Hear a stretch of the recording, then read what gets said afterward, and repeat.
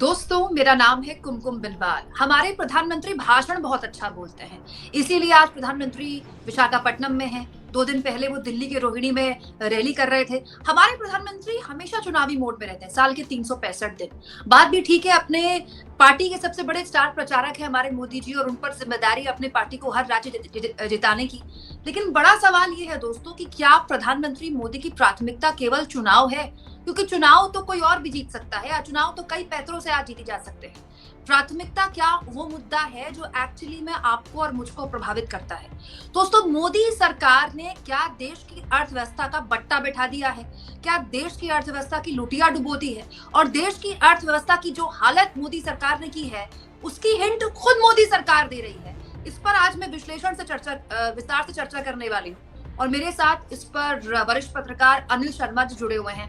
अनिल जी का स्वागत कीजिए। अनिल जी उन कुछ लोगों में से है दोस्तों, यूट्यूब की दुनिया में, पत्रकारिता की दुनिया में, जिनको राजनीति और अर्थव्यवस्था का बहुत जबरदस्त ज्ञान है। तो ये जो खतरनाक कॉकटेल है बहुत कम पत्रकारों में मिलता है। अनिल जी के जरिए हम राजनीति और पत्रकारिता, इकोनॉमिक्स और पॉलिटिक्स दोनों के बारे में समझ सकते हैं गहराई से। सर, एक बहुत खतरनाक रिपोर्ट आई है जो कि खुद भारत सरकार के आंकड़ों के जरिए बताती है कि वित्त वर्ष 2025 में सरकार का अनुमान है कि 6.4% जीडीपी ग्रोथ रेट रह सकती है। अनुमान है ये, हम उम्मीद करते हैं कि इससे डबल हो। लेकिन क्या आपको लगता है कि वो सरकार जिसके मुखिया कहते हो कि हम 5 ट्रिलियन इकोनॉमी बनाएंगे और तीसरे नंबर की इकोनॉमी बना देंगे, उसके लिए 6.4% कोई सही आंकड़ा है? कुंभ जी, पहले तो बोलूंगा मुझे इस आंकड़े पे ही शक है। क्या मेरी आवाज क्लियर है आपको? बिल्कुल, क्योंकि मैं बाहर से कर रहा हूँ, आपको आवाज क्लियर आ रही है? मुझे इस आंकड़े पे ही शक है क्योंकि आरबीआई ने आंकड़ा दिया था वो 6.6 का था। एनएसएनओ जब नया आंकड़ा दिया है वो 6.4 पे आ गया। मैं मानता हूँ इकोनॉमी इससे भी नीचे जाएगी, शायद मुझे ऐसा प्रतीत होता है। उसके कारण भी मैं बताऊंगा कि क्या कारण है, मुझे ऐसा क्यों लगता है कि इकोनॉमी में अभी और थोड़ा सुधार की आवश्यकता है, क्योंकि मुझे लग रहा है इससे नीचे जाएगी। एक चीज आप इसमें नोटिस कीजिएगा, अगर आप पूरा पढ़ेंगे, जो हमारा सबसे मजबूत स्तंभ है वो अभी भी कृषि है। हम किसानों से बात क्यों नहीं करते? हम एमएसपी पे बात क्यों नहीं करते?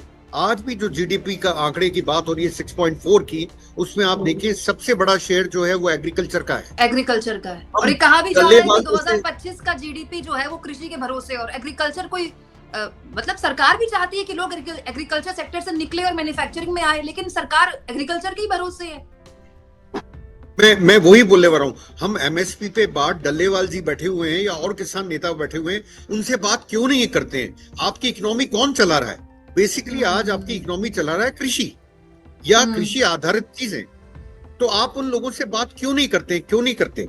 मेरा पहला क्वेश्चन तो ये। दूसरा, मैंने आपको बोला कि मुझे नहीं लगता कि ये इकोनॉमी इतना भी ग्रो कर पाएगी, क्योंकि आपको याद होगा जो अभी क्वार्टर का अपना जीडीपी फिगर आया था वो 5.4 था जी। और अब उस टाइम भी अपन एक शो करा था और आपको याद होगा उस टाइम भी मेरा ये कहना था, मैन्युफैक्चरिंग सेक्टर जो है, जितनी भी कंपनीज हैं, क्या वो अपना पूरा कैपेसिटी पे काम कर रही है? मतलब कोई कंपनी जैसे 100 टन प्रोड्यूस करती है, क्या वो 100 टन कर रही? वो 100 टन नहीं कर रही। वो आज की तारीख में 70 से 75% पे काम कर रही है। क्यों कर रही है? तो सर क्योंकि क्यों कर रही है ऐसा? क्योंकि बाजार में मांग नहीं है, लोगों के हाथ में पैसा नहीं है। मैं आपसे बाजार में मांग क्यों नहीं है? मांग इसलिए नहीं है कि पैसा नहीं है लोगों के हाथ में। अल्टीमेटली बात ये आती है, बेरोजगारी और महंगाई, इन दो चीजों ने मार के रख दिया लोगों को। उनके पास में कोई रास्ता नहीं है। आप एक चीज नोटिस कर लीजिए, अभी आपने देखा होगा थोड़े दिन पहले चाइना ने अपने यहाँ पे पे स्केल्स बढ़ाए, लोगों को जंप दिया। वो क्यों दिया? कि उन्होंने फिस्कल डेफिसिट की चिंता नहीं करते हुए दिया, क्योंकि लोगों के हाथ में पैसा है और वो खर्च करें और वो इकोनॉमी चले। ऐसे अगर आपने, क्योंकि हमारी इंडिया की जो इकोनॉमी है, आप जानते हैं, आप समझते हैं कुंकुम जी, वो कंजम्पशन बेस्ड है। जब तक हमारे यहाँ कंजम्पशन नहीं होगा तो इकोनॉमी कैसे बढ़ेगी? मतलब खपत। और अगर नहीं बढ़ेगी तो आप एक विशियस साइकिल में फंसते जा रहे हैं। इसलिए जब जीडीपी का आंकड़े की बात करते हैं, जीडीपी होता क्या है?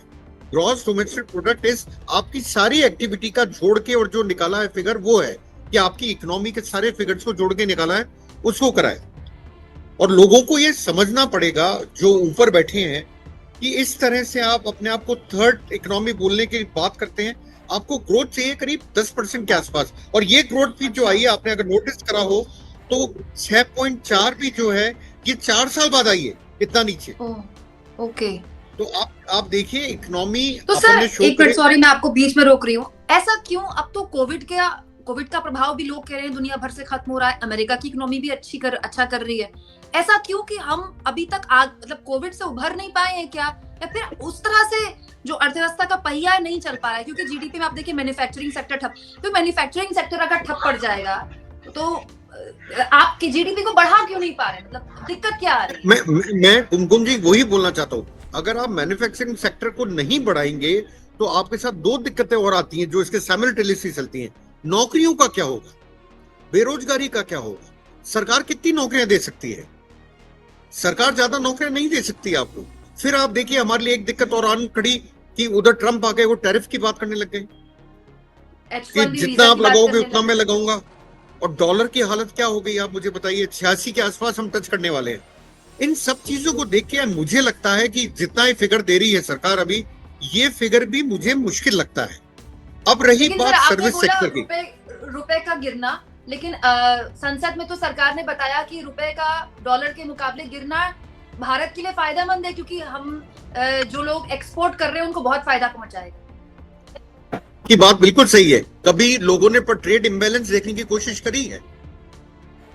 एक्सपोर्ट कितना है, इंपोर्ट कितना है, वो देखने की किसी ने कोशिश करी है? देखिए ज्यादा डेटा में जाएंगे तो लोगों को डेटा में इंटरेस्ट नहीं होता, मैं मानता हूं लोगों को इसमें इंटरेस्ट होता हो क्या रहा है। एक बार ट्रेड इम्बैलेंस देखिए, यूएस के साथ हमारा कितना है, उनकी या चाइना के साथ कितना है, हम कितना उनको एक्सपोर्ट करते हैं और वहां से कितना इंपोर्ट करते हैं, और ये सारा डॉलर टर्म में होता है। आप देखिए, मतलब आप भेजते ये सारा, कुमकुम जी एक सेकंड लूंगा, ये सारा डॉलर्स में होता है, ये डॉलर में ट्रेडिंग होता है। और इसीलिए ट्रंप नाराज हुए थे और कंट्री से भी कि जब ये बात चली थी कि डॉलर को इस बास्केट से हटा के और किसी शायद रूबल में ट्रेड कर ले इंडिया रशिया के साथ, पर वो बैठा नहीं। ट्रेडिंग होती है डॉलर में, चाहे वो चाइना हो, चाहे वो अमेरिका हो, चाहे कोई कंट्री हो। अगर वो बढ़ेगा, आप चाइना के अगेंस्ट में देख लीजिए आपका ट्रेड इंबैलेंस कितना बुरा है। तो ठीक है, मैं मानता हूं एक्सपोर्ट्स को फायदा होगा, मैं मानता हूं, पर आपके इंपोर्ट्स इतने ज्यादा हैं कि आप कैसे करेंगे, ये समझना पड़ेगा। और इसके साथ साथ ये बात, हाँ, आप कंप्लीट कीजिए। नहीं, इसके साथ साथ मेरा कहना ये था, एक सर्विस सेक्टर है एग्रीकल्चर के साथ जो हमारा थोड़ा बहुत सपोर्ट करता है, जो सर्विस के अंदर और एग्रीकल्चर, ये दो सेक्टर्स है जो हमारा। पर सर्विस में क्या प्रॉब्लम आती है? अब देखिए आप, हिंदुस्तान में हम स्किल डेवलपमेंट की बात बहुत करी मोदी जी ने, पर कहां गया स्किल डेवलपमेंट? क्या हम स्किल डेवलपमेंट के थ्रू नौकरी दे पाए लोगों को? हम नहीं दे पाए अभी तक। क्या हमारा स्किल डेवलपमेंट जो आज की रिक्वायरमेंट उसको फुलफिल करता है? मैं सर, लेकिन मोदी जी ने मेक इन इंडिया का नारा भी दिया था, तो मैन्युफैक्चरिंग सेक्टर चल क्यों नहीं पा रहा है? मेक नहीं हो रहा क्या इंडिया में कुछ? वो मेक इन इंडिया जो था नारा, आपको याद होगा, एक मेक इन इंडिया हो रहा था, वो कहां गया मुझे पता नहीं, जिसमें एक शेर भी आता था शायद मेक इन इंडिया में, हाँ, लोगों में, वो कहां गया? और अभी भी मैं आपको फिर कह रहा हूं, लोगों को एक बार समझना पड़ेगा कि हमारा ट्रेड इंबैलेंस चाइना के साथ कितना बुरा है, जिसकी इकोनॉमी, जिससे हमारी एक तरह से अच्छे रिश्ते नहीं है, और हमारा इंपोर्ट उनसे बहुत ज्यादा है और एक्सपोर्ट बहुत कम है। अनिल सर, लेकिन हम ये मानकर चलते हैं कि सरकार कोई भी हो, पीएम कोई भी हो, वो चाहते हैं कि अर्थव्यवस्था ठीक चले, क्योंकि सब जानते हैं कि लोगों की जेब में पैसा नहीं आया तो दिक्कत हो जाएगी। क्या ये चिंताएं सरकार के आगे नहीं होंगी? सरकार भी तो ये जानती होगी ना, सरकार क्यों चाहेगी कि अर्थव्यवस्था खराब हो? सरकार, मुझे लगता है, अब आप बताइए, मैं क्या बोलूं, मतलब मेरे को शब्द नहीं आ रहा प्रॉपर, पर बड़ा अजीब सा एक डिसीजन लिया गया। देखिए, मिडिल इनकम, आप आते हैं, मैं आता हूं, और लोग भी आते हैं, लोअर मिडिल इनकम ग्रुप है, बिल्कुल नीचे वाला ग्रुप है, वो कितना टैक्स भर देता है सरकार। आपने पॉपकॉर्न का क्या करा बताइए, ये किसकी सोच है? पॉपकॉर्न में आपने कह दिया कि जो कैरमलाइज पॉपकॉर्न है उस पर 18% टैक्स, और जो नॉर्मल सॉल्टेड पॉपकॉर्न है उस पर 5% टैक्स। ये छोटी छोटी चीजें जो हैं वो इस इकोनॉमी का और बट्टा बटा रही है। मैं आपको बताऊं, आप देखिए जो पैकेट्स आते थे, चाहे वो बिस्किट्स के हों चाहे किसी चीज के हों, दाम तो उन्होंने वही रखे पर क्वांटिटी कम कर दी। लोगों को ये समझ में नहीं आया कि महंगाई जो है वो कमर तोड़ है, बिल्कुल कमर तोड़ है। और अगर सरकार इसको कंट्रोल नहीं कर पाई, आरबीआई अपनी मॉनेटरी पॉलिसीज पे इसको कंट्रोल नहीं कर पाई, अब के कहां रेपो रेट काट पाए थे? आप बताइए। ये रेपो रेट का मतलब ये होता है कि आप जब लोन देते हैं उसमें जो कटौती होती, कहाँ कर पाए आपके ये? नहीं कर पाए, क्योंकि इनका मानना है आरबीआई का कि महंगाई दर अभी भी ऊंची है उनके आंकड़ों के हिसाब से। आरबीआई 4% पे चाहता है महंगाई दर, और हम करीब 5.48 के आसपास है, तो अभी भी हम ज्यादा हैं। तो इसलिए कई चीजें हैं इकोनॉमी में जो मैं मानता हूं इस सरकार को या तो समझ में नहीं आती। देखिए, मैंने आपको कृषि का बोला, मैं फिर बोलूंगा, कृषि पे और कुछ नहीं, कि जितने भी कृषक हैं, जितने भी आंदोलन हो रहे हैं, इनसे कम से कम बातचीत तो करे। इतना ईगो क्यों? मोदी जी इतना ईगो करके क्या करेंगे? इस देश को चला ही हो रहा है, आप देखिए। अनिल जी, क्योंकि पॉलिटिक्स में भी आप बहुत गहनता से आपका पूरा ज्ञान है, तो हमारे प्रधानमंत्री रैलियां बहुत शानदार करते हैं। दिल्ली में उन्होंने कंधों पर पूरा चुनाव उठा लिया है, देश के हर राज्य में वो प्रचार करते हैं।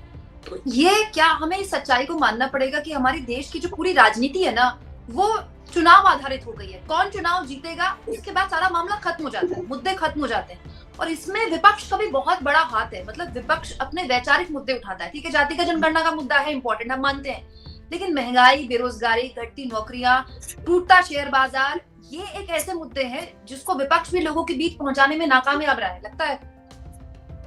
देखिए, मुझे एक चीज बताओ, बीजेपी का तो शुरू से एक एजेंडा है, चाहे वो पंचायत चुनाव हो, चाहे किसी लेवल का चुनाव हो, उनको चुनाव जीतना है। इसके अलावा उनको और कुछ करना नहीं, उनको इकोनॉमी से कोई लेना देना नहीं। और ये बड़े दुख की बात है, मुझे दुख होता है बोलते हुए, हिंदुस्तान में इकोनॉमिक्स पे लोग बात करते नहीं। पॉलिटिक्स में तो आपको पान की दुकान में बात करते हुए मिल जाएंगे, इकोनॉमिक्स पे बात नहीं करते। कितने लोग इस टॉपिक को समझते हैं, मुझे तो इसमें भी शंका होती है कई बार। पर इकोनॉमी अगर बिगड़ी तो एक कॉमन आदमी की हालत भी बिगड़ेगी। बीजेपी तो उस पर पूरा देती है। देखिए, एक एग्जांपल आपको देता हूँ, कंट्री है जैसे लग्जमबर्ग है या यूरोप में और भी कंट्रीज है, वहां टैक्सेशन बहुत हाई है, वहां टैक्सेशन 50% के आसपास के करीब जाता है, पर वो सोशल वेलफेयर बहुत देते हैं। क्या हमारे यहाँ सोशल वेलफेयर स्कीम्स हैं? सर है तो आप क्या बात कर रहे हैं? 80 करोड़ लोगों को मुफ्त राशन दे रहे हैं मोदी जी, और लाडली बहन योजना के तहत महिलाओं को 1200-1500 वो 80 करोड़ कौन है जिनके पास खाने के लिए भी कुछ नहीं है, बताइए। पर सोशल सिक्योरिटी का मतलब होता है, क्या आप हेल्थ के लिए देते हैं? क्या आप पूरा का पूरा खर्चा उठाने को तैयार हैं उनका? क्या आप बसेस के ऊपर फ्री में सर्विसेज देने को तैयार हैं? आप टैक्स लीजिए, पर जनता को बेनिफिट तो दीजिए। टैक्स कौन दे रहा है आज की तारीख में? क्या बिजनेसमैन आप सोचते हैं एडजस्ट नहीं करते होंगे? मरता कौन है? मिडिल क्लास, कि उसकी सैलरी कट के आती है अकाउंट के अंदर। उस बेचारे की तो मतलब ये हो गया कि पहले तो टैक्स देगा, इनकम टैक्स, उसके बाद में वो जीएसटी देगा, उसके पास बचा क्या? वो कहां से खर्च करेगा? उसके हाथ में पैसा नहीं। आपको याद होगा 7th पे कमीशन आया था जब मनमोहन सिंह प्राइम मिनिस्टर थे, एकदम से इंडियन इकोनॉमी में बूम आया था। लोगों ने गाड़ियां खरीदी थी क्योंकि लोगों के हाथ में पैसा है। मैं बार बार इस बात को बोलता हूं। देखिए, 18 महीने का डीए नहीं दिया गया शायद कोरोना पीरियड का, अगर मैं सही हूं तो। सेंट्रल गवर्नमेंट एम्प्लॉइज की और स्टेट गवर्नमेंट एम्प्लॉइज की बात कर रहा हूं। वो ही दे देते तो मैं बोलता हूं इस इकोनॉमी को पुश मिल गया होता। लोग उस पैसे को कहीं न जाके खर्च करते। अब यहाँ क्या हुआ, मैं पहले भी समझाया था, अमीर तो अमीर हो गए, गरीब बिल्कुल गरीब हो गए। जो रेशियो है वो बहुत पुअर है। आपने खुद ने एक प्रोग्राम करा है जो आपने बताया कि ब्रिटिश काल से भी ज्यादा बुरा हाल है। मतलब ये जो अमीर और गरीब के बीच की खाई बहुत बढ़ गई। और के शेप जो इकोनॉमी की बात करते हैं वो बात ही है कि जो अमीर हो रहे हैं वो अमीर होते जा रहे हैं और जो गरीब होते हैं वो गरीब होते जा रहे हैं। इसीलिए 80 करोड़ को अनाज देना पड़ रहा है। आपने इकोनॉमी को ढंग से हैंडल नहीं करा। आपने कभी बोल दिया हार्ड वर्क ज्यादा इंपॉर्टेंट है, हार्वर्ड ज्यादा इंपॉर्टेंट है। आपने इकोनॉमी को हंसी में उड़ाया। मोदी जी की पूरी टीम, मैं बोलूंगा फाइनेंस मिनिस्टर भी जो हैं, उन्होंने भी या तो इकोनॉमी के बारे में जो ब्यूरोक्रेट्स बोलते हैं वो बोल देती हैं, या तो उनको समझ नहीं आता कि इंडिया में इकोनॉमी किस तरह चलती है। मुझे तो कई बार बड़ा अजीब सा लगता है कि कंजम्पशन बेस्ड इकोनॉमी, लोगों के हाथ में पैसा नहीं तो आप मैन्युफैक्चरिंग सेक्टर काम कैसे करेगा? सर बस एक आखिरी सवाल, बजट आने वाला है, क्या सरकार की प्राथमिकता होनी चाहिए कि क्योंकि अब तो कोई चुनाव भी नहीं है तो आपको कोई रेवड़ी बांटनी हो? अब दिल्ली का चुनाव तब तक निपट जाएगा जब तक इलेक्शन आएंगे, और वैसे भी दिल्ली चुनाव को लेकर कोई ऐलान कर भी नहीं सकती, आचार संहिता लग चुकी है सरकार। तो क्या सरकार की प्राथमिकता होना चाहिए कि वो ज्यादा से ज्यादा खर्च करे? जितना खर्च करेगी कम से कम पैसा तो आएगा मार्केट में। मैं आपको ये बोल रहा हूँ, देखिए सबसे ज्यादा जो पैसा है अभी वो शायद गडकरी जी के पास है इन्वेस्टमेंट के हिसाब से। कैपिटल इन्वेस्टमेंट की अपन बात करें, फिक्स्ड एसेट्स बिल्डअप की बात करें, एनएचएआई में शायद मेरे हिसाब से अच्छा पैसा है। Building of roads can be one thing, आपको फिक्स एसेट्स क्रिएशन में पैसा लगाना पड़ेगा जिससे मतलब लोगों को रोजगार मिले। बांध, हाईवे खूब बने। बिल्कुल। अब आप देखिए इसमें भी जो फिगर आया आप देखेंगे, मैन्युफैक्चरिंग सेक्टर के अंदर, मैं वो मैन्युफैक्चरिंग कह रहा हूं, कंस्ट्रक्शन सेक्टर के अंदर देयर इज अ ग्रोथ। आपको इन जगहों पे पैसा लगाना पड़ेगा अगर आपको लोगों को ऊपर लाना है तो, और वापस से इकोनॉमी को रिवाइव करना है तो। देखिए मैं 6.4 को भी अभी भी कह रहा हूं, मैं सही नहीं मानता आंकड़ा ये, क्योंकि वैसे भी सरकार से डेटा निकलवाना नामुमकिन है, नामुमकिन है इकोनॉमिक डेटा निकलवाना। इन्होंने एनएसओ ने निकाल के दिया है, इसमें कितना सच से कितना झूठ है मैं नहीं जानता, मैं इनके आंकड़ों पे विश्वास नहीं करता। आज बेरोजगारी दर सीएमआई के हिसाब से करीब करीब 7.8% के आसपास है, बहुत बड़ी आपकी बेरोजगारी दर है अभी। तो सर आने वाला वक्त, जो हमारे दर्शक आपको सुन रहे हैं उनमें से बहुत से अभ्यर्थी होंगे जो किसी नौकरी की तैयारी कर रहे हैं, कोई गृहिणी होगी, कोई कामकाजी परिवार होगा, व्यापारी होगा, 2025 में आप उनको क्या सलाह देते हैं एक अर्थशास्त्री और राजनीति के जानकार के तौर पर? क्या क्या एहतियात उनको बरतनी चाहिए? खूब पैसा खर्च करें या पैसा है तो बचा कर रखें? अर्थव्यवस्था में क्या संकेत मिल रहे हैं आम आदमी के लिए?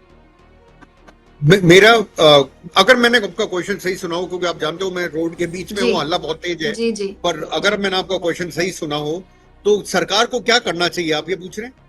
जी, लोगों को क्या करना चाहिए? लोगों को क्या करना लोगों चाहिए? लोगों के पास ऑप्शन नहीं है मैम, ऑप्शन सरकार के पास है। लोग बचत करें या जाकर बाजार में खर्च करें, लोगों के पास ऑप्शन क्या है? सैलरी ग्रोथ भी जो है वो एवरेज करीब 8% के आसपास का ग्रोथ हुआ है, और आपका जो महंगाई है वो उससे ज्यादा है। आप एफडी में भी पैसा डालते हैं तो एफडी में भी आपको एक तरह से नुकसान हो रहा है इन्फ्लेशन के हिसाब से। अगर आप कैलकुलेट करेंगे, क्योंकि ये बहुत टेक्निकल हो जाएगा और लोगों के लिए, पर आप कैलकुलेट करेंगे तो आपका पैसा जो है वो कम हो रहा है बढ़ने की जगह एफडी के अंदर। आपके पास क्या ऑप्शन है, आप कैसे करेंगे? मतलब लोगों के पास ज्यादा ऑप्शन नहीं है, ऑप्शन है सरकार के पास। अब ऐसे अगर कल आप बोल दें कि समोसा आप अलग खाएंगे तो वैट नहीं लगेगा, अगर चटनी के साथ खाएंगे तो वैट लगेगा, ये तो मतलब कमाल हो गया। सर आप तो आइडिया मत दीजिए निर्मला ताई को, आप आइडिया मत दीजिए, ये हो भी सकता है बजट आने वाला है। नहीं हो सकता है, मैं मना नहीं करता, पर ये मतलब क्या अजीब सी चीज है, caramelised popcorn rate will be different, what is this? This is joke. कल समोसे भी लगा देना, आप खड़े होकर बाजार में खाएंगे, दही पे तो है ही, इसमें भी लगा दीजिए, क्या अंतर पड़ता है? बिल्कुल एक ऐसा देश जो 8% की जीडीपी से सर पर दौड़ रहा था, उसके लिए जैसा कि आपने कहा joke, it's actually a joke कि सरकार खुद कह रही है कि 6.4 की दर पर वो आगे बढ़ जाए तो गरीब है। तो बहुत बहुत शुक्रिया आपका अनिल सर, आप ड्राइव के बीच रुके, आपने हमें वक्त दिया, बहुत बहुत थैंक यू आपका। Thank you ma'am, thank you.